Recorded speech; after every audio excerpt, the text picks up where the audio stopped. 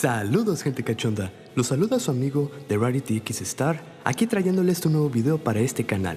En esta ocasión vengo a hablarles sobre un juego más de nuestro erizo favorito. Como leyeron en el título, hoy hablaré sobre Sonic Riders Zero Gravity. Un juego que no es muy conocido por la fanaticada de Sonic, o por lo menos en mi caso no he escuchado a tanta gente comentarlo o destacarlo. Sin embargo, hace poco lo estaba jugando y realmente me llevé una gran sorpresa. Pero, ¿esta sorpresa será por un lado positiva o será por el lado negativo? Lo sabremos en este video. Aclarando que todo lo que se dirá aquí es subjetivo. Esto no quiere decir que yo tenga toda la razón y que las demás opiniones valgan cero. Así que siéntanse cómodos en dar sus opiniones en los comentarios. Con respeto y tolerancia, por favor. Sin nada más que decir, comencemos con el video.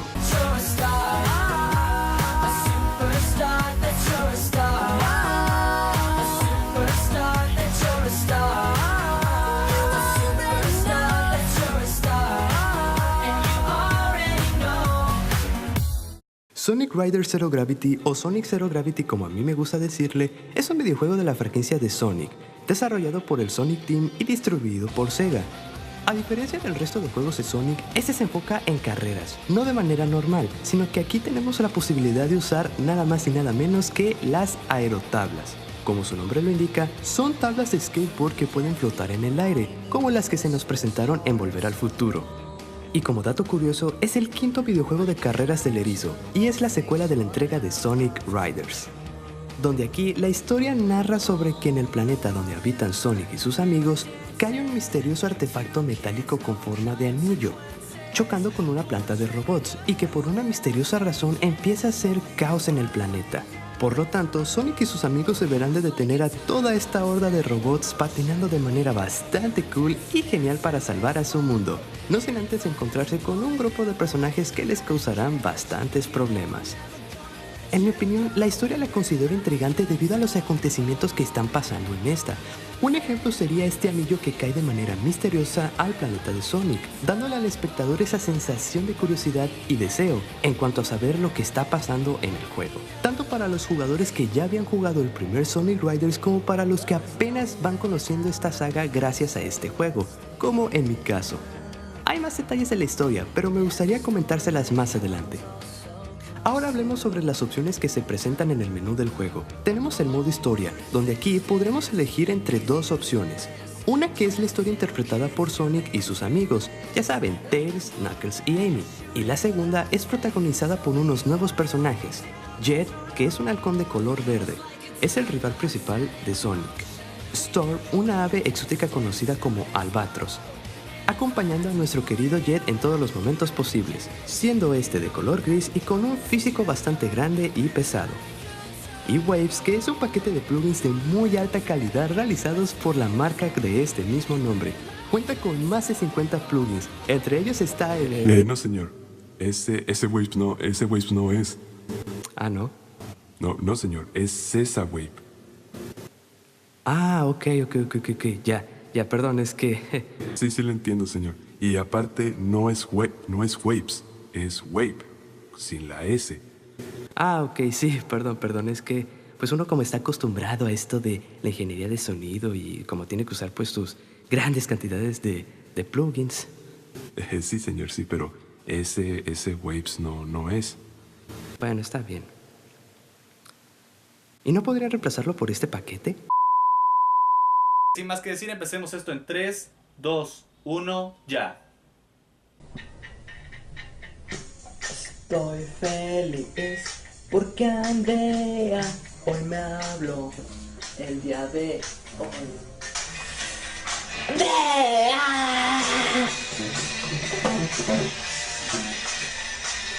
¡Andrea!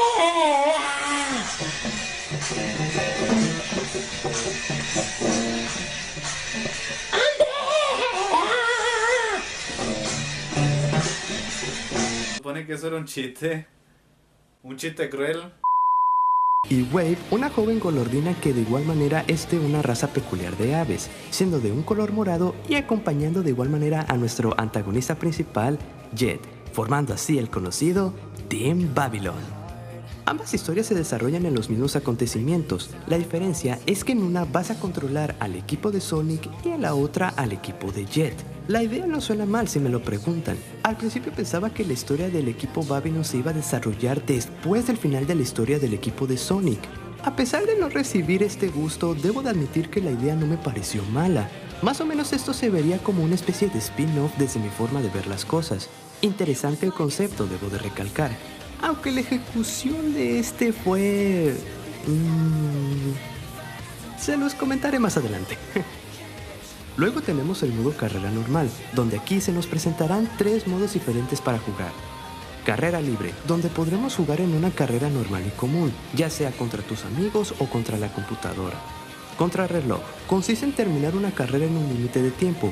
Lo curioso de este modo es que solo se puede jugar de uno, no puedes añadir ni más jugadores o computadoras, eres tú solo contra el tiempo en un escenario espléndido, corriendo a más no poder en una manera libre, independiente y sin nadie que te detenga.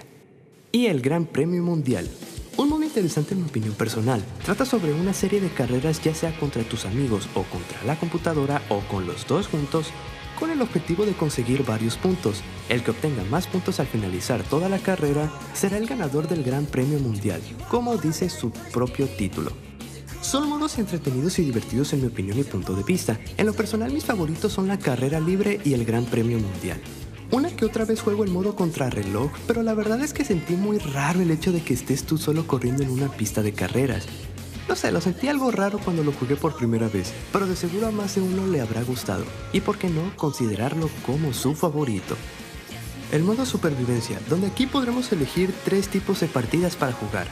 Relevo supervivencia, como su nombre lo dice, tendremos que ganar la carrera a base de relevos.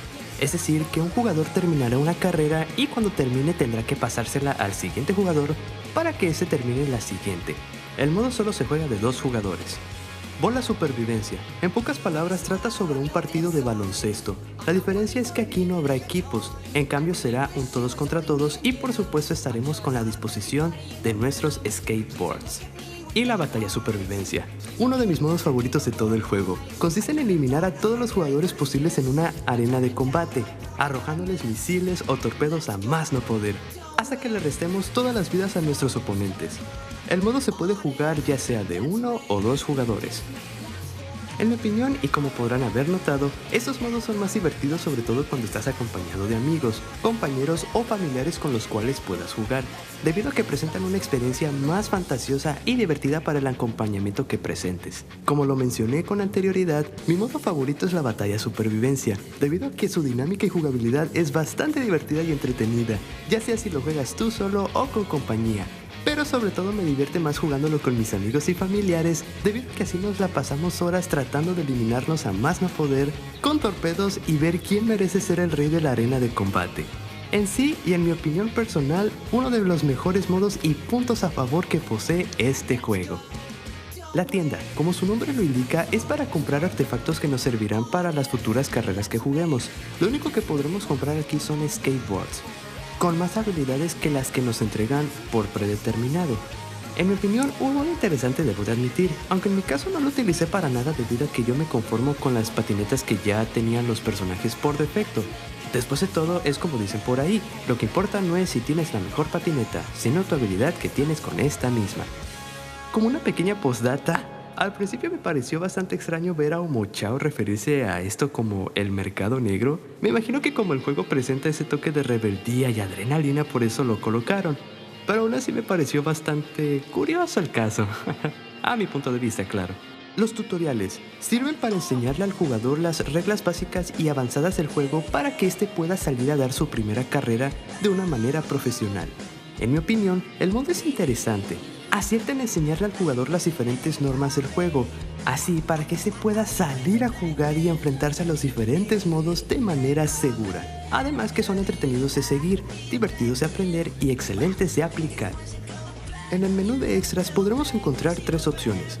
La sala de video, donde podremos observar las cinemáticas que aparecieron en la historia del juego. La sala de audio, en la cual podremos apreciar la hermosa música que contiene el videojuego. Más adelante les hablaré con más profundidad sobre estos aspectos. Y la galería de Gears, conocidas como las patinetas o skateboard que utilizamos en las carreras. Pero siguiendo, en esta galería podremos ver todas las patinetas o skateboard que hemos desbloqueado o comprado. Y las opciones. Aquí podremos ver 4 opciones diferentes. La configuración del audio. Nos darán permiso para elegir entre 4 configuraciones de audio. En mi opinión es atrayente debido a que puedes configurar el audio de una manera común como de manera más sofisticada, como en este caso son las opciones de Dolby, algo que de seguro mejorará su experiencia auditiva e incluso jugabilística. Configuración de la vibración, que sirve para configurar la vibración de tu control, ya sea si la quieres activada o desactivada.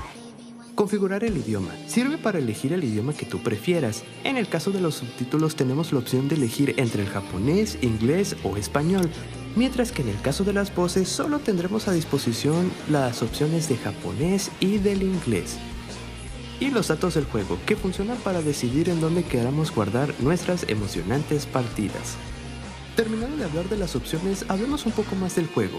Para empezar, y como es costumbre, los aspectos que más sobresalen en los juegos de Sonic son las gráficas, los escenarios y la música.